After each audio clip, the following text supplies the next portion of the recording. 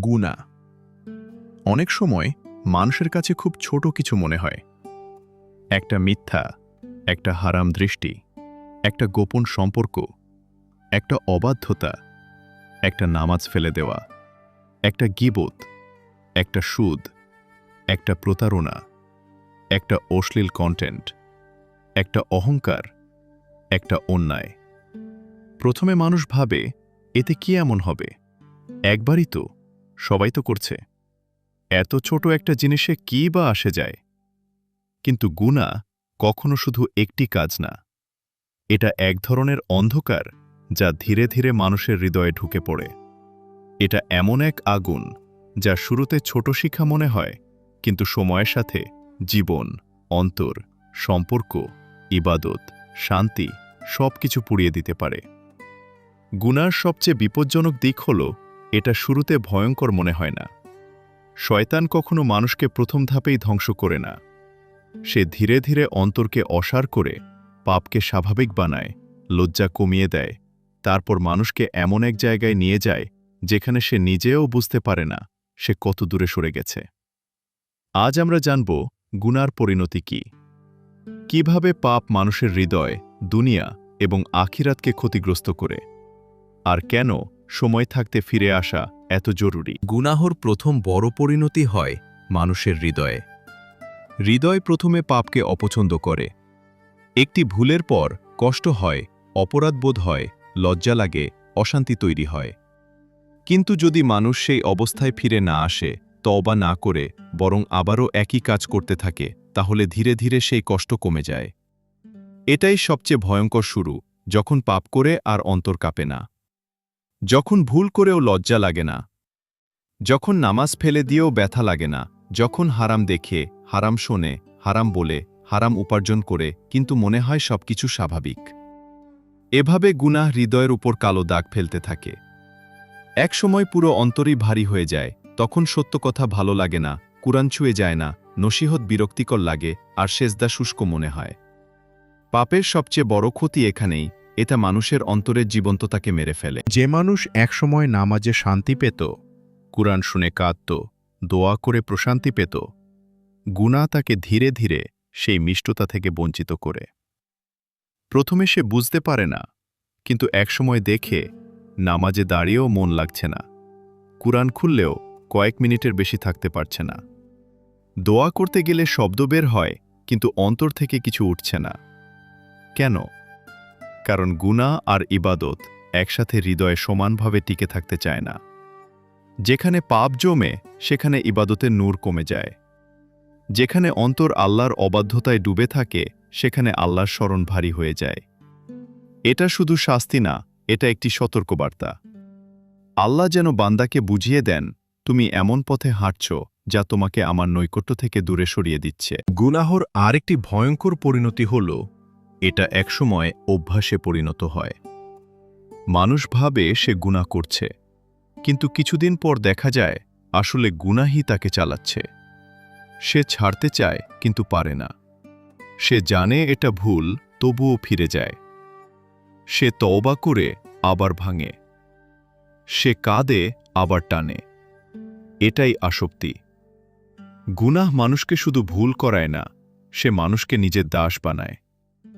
Pornography, হারাম সম্পর্ক, মাদক, মিথ্যা, হারাম উপার্জন, অহংকার, সোশ্যাল মিডিয়ার ফিতনা, অনেক কিছুই এভাবে মানুষের উপর শিকল হয়ে বসে যায়।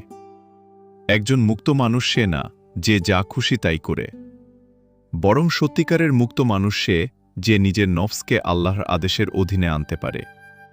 আর গুনাহ সেই স্বাধীনতাকেই কেড়ে নেয়। সবসময় রিজিক কমে যাওয়া মানে শুধু টাকা কমে যাওয়া না। কখনো মানুষ অনেক টাকা আয় করে কিন্তু শান্তি পায় না। কখনো ঘরে খাওয়া আছে কিন্তু তৃপ্তি নেই। কখনো সুযোগ আছে কিন্তু বরকত নেই। কখনো কাজ আছে কিন্তু স্থিরতা নেই।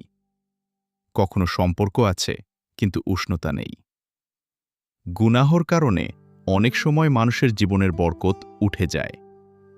একই রিজিক থেকেও আরাম চলে যায়। একই ঘর থেকেও সুখ হারিয়ে যায়। একই শরীর থেকেও শক্তি কমে যায়। একই সময় থেকেও ফল কমে যায়।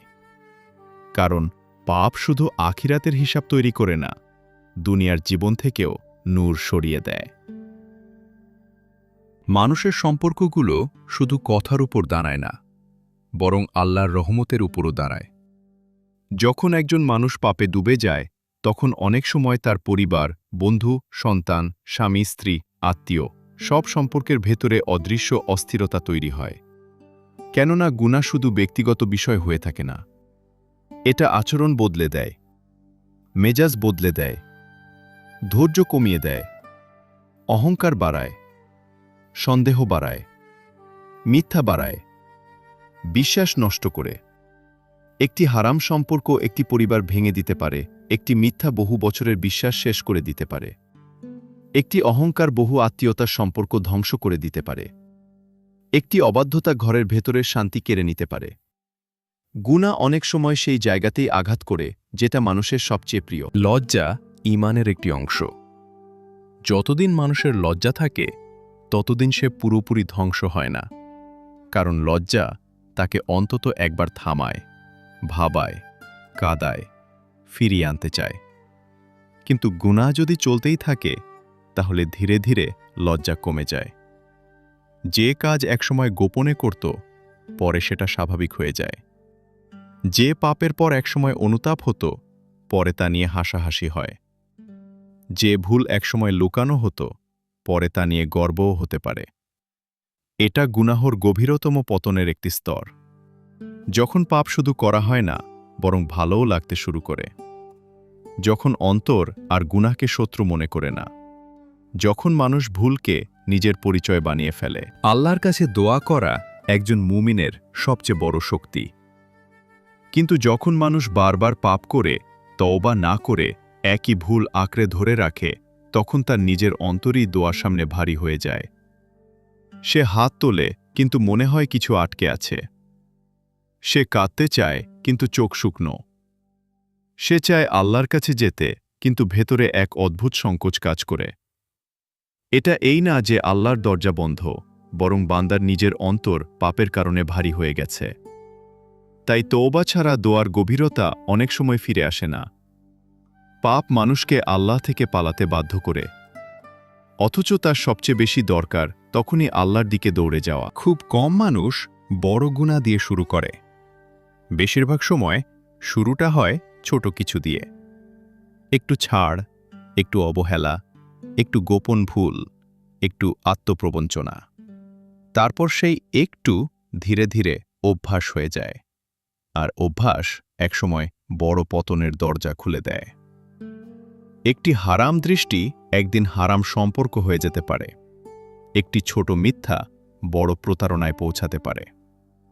একটি গীবত অন্তরকে এত নোংরা করতে পারে যে মানুষ চরিত্র হননে অভ্যস্ত হয়ে যায়। একটি নামাজ ছাড়া একদিন পুরো সালাত জীবনকে দুর্বল করে দিতে পারে। এই কারণেই ছোট গুনাহকে ছোট ভেবে ছেড়ে দেওয়া বিপজ্জনক। কারণ শয়তান জানে, বড় ধ্বংসের শুরু অনেক সময় খুব ছোট দরজা দিয়ে। অনেক মানুষ ভাবে, আমি তো কিছু নেক কাজও করি, তাই এই গুনাহগুলো খুব ক্ষতি করবে না। কিন্তু বাস্তবতা হল, পাপ অনেক সময় নেক কাজের শক্তিকেই দুর্বল করে দেয়। নামাজ আছে, কিন্তু খুশু কমে যায়। কুরআন আছে, কিন্তু প্রভাব কমে যায়। দান আছে, কিন্তু অন্তর নরম হয় না। ইসলামিক কথা আছে, কিন্তু জীবন বদলায় না। কারণ গুনাহ এক ধরনের ফুটো তৈরি করে দেয়। তুমি যত নূর ঢালো, তা ধরে রাখতে কষ্ট হয়। এ কারণেই শুধু নেক কাজ বাড়ালেই হবে না, পাপের দরজাগুলোও বন্ধ করতে হবে। দুনিয়ার সবচেয়ে বড় বাস্তবতা হল, মৃত্যু আসবেই। যে মানুষ তওবা ছাড়া গুনাহে ডুবে থাকে, তার জন্য মৃত্যু এক ভয়াবহ ট্র্যাজেডি। গুনাহ শুধু দুনিয়া নষ্ট করে না, বরং আখিরাতের অনন্ত শাস্তির কারণ হতে পারে। প্রতিটি গোপন কাজ তখন প্রকাশ্য হবে। কিন্তু তওবার দরজা আজও খোলা আছে। যতক্ষণ নিঃশ্বাস আছে, ততক্ষণ ফেরার সুযোগ আছে। তওবা হলো সেই বৃষ্টি যা গুনাহের ধুলোবালি ধুয়ে ফেলে অন্তরকে আবার সাদা করে দেয়। আল্লাহ তাআলা চান না তার বান্দা ধ্বংস হোক, তিনি চান বান্দা তার দিকে ফিরে আসুক। আজই সেই তওবার দরজায় কড়া নাড়ো। তোমার কান্না আর লজ্জিত হৃদয় আল্লাহর কাছে অত্যন্ত প্রিয়। জান্নাতের সেই নুরানি পথ তোমার জন্য অপেক্ষা করছে। জীবনকে বদলে ফেলা সিদ্ধান্ত নাও এখনই। রবের ক্ষমা সাগর তোমার সব পাপ ধুয়ে মুছে সাফ করে দিতে পারে। তওবার পর যে প্রশান্তি আসে তা দুনিয়ার কোনো কিছুতেই পাওয়া সম্ভব নয়। আসুন আমরা সেই আলোকিত পথের যাত্রী হই। গুনাহের অন্ধকার সরিয়ে রবের নূরে নিজেদের ধন্য করি। আল্লাহ আমাদের তওবা কবুল করুন এবং গুনাহমুক্ত জীবন দান করুন। আমিন। গুনাহ মানুষকে ধীরে ধীরে ধ্বংসের দিকে নিয়ে যায়, কিন্তু তওবা একই মানুষকে আবার আল্লাহর রহমতের পথে ফিরিয়ে আনতে পারে।